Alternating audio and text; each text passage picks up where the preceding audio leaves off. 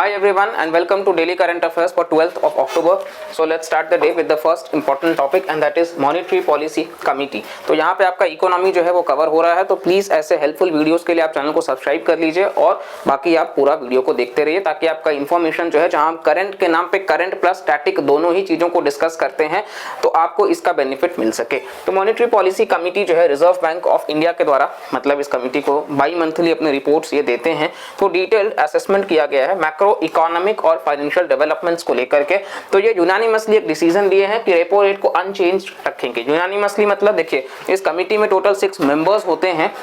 सारे के सारे जो 6 मेंबर्स हैं उन्होंने एक साथ बोला कि जो रेपो रेट है उसको वो अनचेंज रखेंगे। ठीक है, रेपो रेट मतलब होता है कि जिस रेट पे जो कमर्शियल बैंक्स हैं भारत में, मतलब मान लो आप कि एसबीआई है, तो जब वो आरबीआई से लोन लेंगे यानी कि सेंट्रल बैंक से शॉर्ट टर्म के लिए यानी कि less than 90 days, SBI RBI से लोन ले रहा है 90 दिनों के लिए या उससे कम के लिए, ठीक है, तो उस रेट को दरअसल उस पर एक कोलैटरल रखना पड़ता है, मॉर्टगेज सिक्योरिटी। ठीक है, तो एसबीआई जब भी लोन लेगा आरबीआई से 90 दिन या उससे कम के लिए, तो वो सिक्योरिटीज रखेंगे और उसी को कहा जाता है रेपो रेट, जिस रेट पे आरबीआई एसबीआई को देगा। ठीक है, तो ये 6.5% है और ये अनचेंज रखा गया, ना बढ़ाया जाएगा ना घटाया जाएगा। तो आइए इसके बारे में हम डिस्कस कर लेते हैं।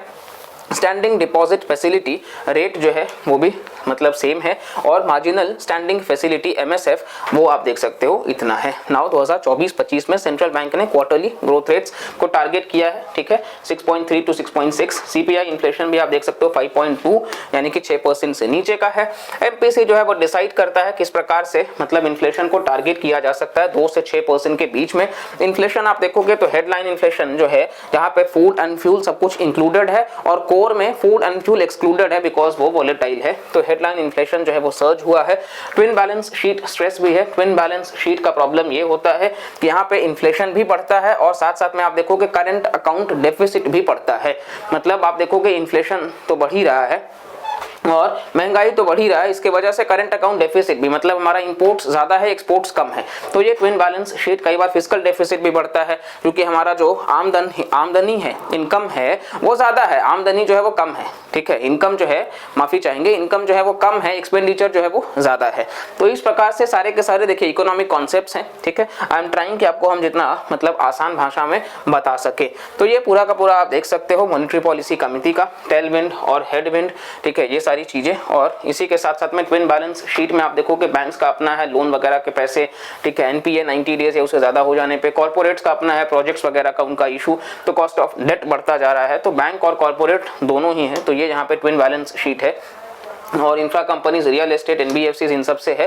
ठीक है, तो ये आपको ध्यान रखना है मॉनेटरी पॉलिसी कमिटी का। और ओवरऑल आरबीआई के जो गवर्नर हैं वो इस कमिटी को हेड करते हैं। 3 पॉलिसी स्टैंड्स होता है, एकोमोडेटिव जिसमें इंटरेस्ट रेट्स को कम करना है, हॉकिश जिसमें इंटरेस्ट रेट्स को बढ़ाना है और न्यूट्रल मतलब अनचेंज्ड। ठीक है, तो ये हमारा पूरा का पूरा आपका इकोनॉमी का एक कॉन्सेप्ट ही खत्म हो गया है। तो प्लीज अगर आपको हेल्प मिल रहा है तो एक रिक्वेस्ट है कि आप चैनल को सब्सक्राइब कर लीजिए और वीडियोस को लाइक करके पूरा देखते रहिए। नेक्स्ट है नोबेल प्राइज फॉर लिटरेचर। तो नोबेल प्राइज जो लिटरेचर का है वो दिया गया नॉर्वेजियन ऑथर जॉन फॉसे को। इनको अवार्ड दिया गया है for his innovative plays and prose जो कि which give voice to the unsayable. इनका मेजर वर्क है बोट हाउस और मेलांकोली, ये नाम याद रखिएगा। ठीक है, और इनका लेटेस्ट है सेप्टोलॉजी। चलिए, फॉसे का जो राइटिंग स्टाइल है उसको फॉसे मिनिमलिज्म भी कहा जाता है और ये रेफर किया जाता है न्यू हेनरिक इब्सन का। ठीक है, और एकेडमी जो है वो कंपेयर किया गया टारजेई वेसास का। ठीक है, ये ग्रेट फोरफादर भी हैं नाइनॉर्क्स लिटरेचर में। और नोबेल प्राइज जो लिटरेचर 2022 का है वो फ्रेंच फेमिनिस्ट एनी एर्नॉक्स को दिया गया था। ठीक है, तो ये 2022 का रहा है। चलिए, नेक्स्ट है छत्रपति शिवाजी वाघ नाक। तो महाराष्ट्र गवर्नमेंट ने साइन किया एक मेमोरेंडम, मतलब memorandum of understanding MOU with the Victoria and Albert museum जो लंदन में है, ताकि वो छत्रपति शिवाजी महाराज का जो लेजेंडरी वाघ नाक है उसको वापस ला सके। तो आइए इसके बारे में हम देख लेते हैं। लिटरली ये टाइगर के clause, the Wagh Nakh is a medieval claw like dagger. ये क्लॉ लाइक डैगर है जो यूज किया जाता था भारतीय सबकॉन्टिनेंट में। It was use for personal defence और स्टेल्थ अटैक।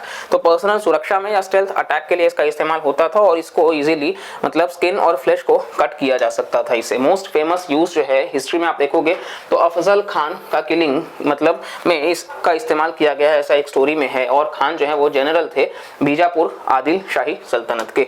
इसी के अलावा ये आप देखोगे तस्वीर आपको देखने को मिल जाएगा किस प्रकार छत्रपति शिवाजी महाराज जो है वो इस्तेमाल कर रहे हैं इसका वाघ नाक का। और यहाँ पे आपको देखने को मिल जाएगा ये दिखाई दिखाया जा रहा है, ठीक है। तो ये आप पूरा का पूरा ये देख सकते हो किस प्रकार से ये है, ठीक है। नेक्स्ट हम बात कर लेते हैं, छत्रपति शिवाजी महाराज फाउंडर हैं मराठा एम्पायर के वेस्टर्न इंडिया में, और इनको माना जाता है one of the greatest warriors of his time, अपने आप में सबसे बेहतरीन योद्धा। और ये अपने साहस के लिए और एडमिनिस्ट्रेटिव स्किल्स के लिए जाने जाते हैं, जो कार्व आउट करते हैं एक एनक्लेव कि डिक्लाइनिंग आदिल शाही सल्तनत ऑफ बीजापुर जो है उसको लेकर के किस प्रकार से रहा है। इवेंचुअली ये मतलब मराठा एम्पायर के सबसे प्रोमिनेंट भी हैं। छत्रपति शिवाजी महाराज कंटेम्पररी रहे समर्थ रामदास के, जो कि संत रामदास या रामदास स्वामी, ठीक है। तो ये कंटेम्पररी वाला भी ध्यान रखेंगे। और ये Hindu saint, philosopher, poet, writer और स्पिरिचुअल मास्टर रहे हैं।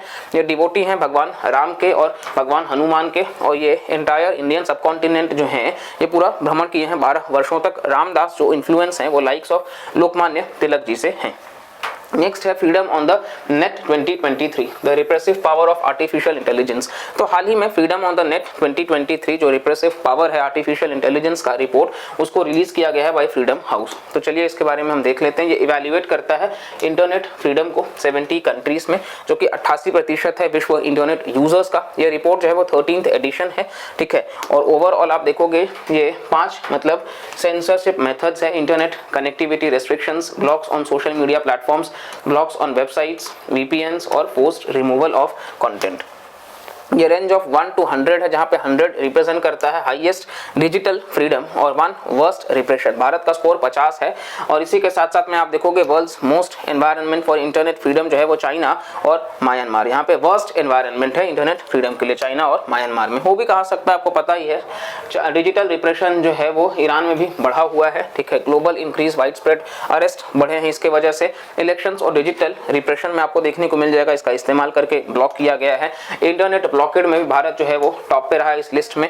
और प्रो गवर्नमेंट कमेंटेटर्स का भी इस्तेमाल कई बार चुनावों में किया गया है, तो ये आप देख सकते हो। नेक्स्ट है Rani Durgavati 500 birth anniversary. Prime minister ने परफॉर्म किया है भूमि पूजन वीरांगना रानी दुर्गावती स्मारक का और उद्यान का, जो कि जबलपुर में है। 500वां सेंटेनरी सेलिब्रेशन रानी दुर्गावती का।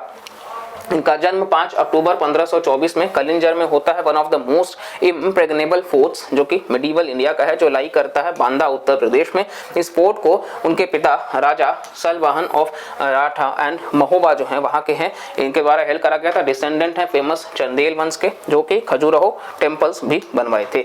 आप इसके बाद देखोगे तो ये मैरी करती हैं दलपत शाह को, गोंड राजा, और फिर मतलब संग्राम शाह जो किंगडम है गढ़ा कटंग का, और इनके 2 एबल मिनिस्टर्स हैं, ठीक है, अधर कायस्थ और मन ब्राह्मण। रानी दुर्गावती जो है एडमिनिस्टर करती हैं, और जब इनके पति का देहांत हो जाता है फिर वो कंस्ट्रक्ट करती हैं रिजर्वायर्स, जैसे कि रानी तल, चेरी तल और अधर तल। ये लर्निंग की काफ़ी शौकीन है। इन्होंने आचार्य बरथल नाथ को एस्टैब्लिश किया है, सीट ऑफ द जो पुष्टि मार्ग कल्ट है।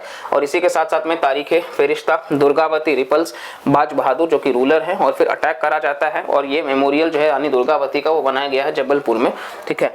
नेक्स्ट आप देखोगे 24 जून को हर साल सेलिब्रेट किया जाता है बलिदान दिवस या मार्टायर्स डे रानी के ही ऑनर में। और 2018 में इंडियन कोस्ट गार्ड ने कमीशन किया है 3rd इनशोर पेट्रोल वेसल, जिसका नाम ICGS रानी दुर्गावती है, जिसका हेडक्वार्टर्स है विशाखापट्टनम में, जो कि आंध्र प्रदेश की राजधानी भी है, ठीक है। तो ये पूरा का पूरा हमने इकोनॉमी, हिस्ट्री, हर कुछ को कवर किया है। जैसा कि आपको हम बोले कि यहाँ हम करंट और स्टैटिक को ब्लेंड करके चल रहे हैं, तो प्लीज जिनको नहीं पता है उन तक ये वीडियोस को आप पहुंचाइए, और ज्यादा से ज्यादा व्यूज इस पर हम लाते हैं ताकि ये मैक्सिमम लोगों तक बेनिफिट हो सके। तो चलिए मिलते हैं अगले वीडियो में, तब तक के लिए bye bye, take care and Jai Hind.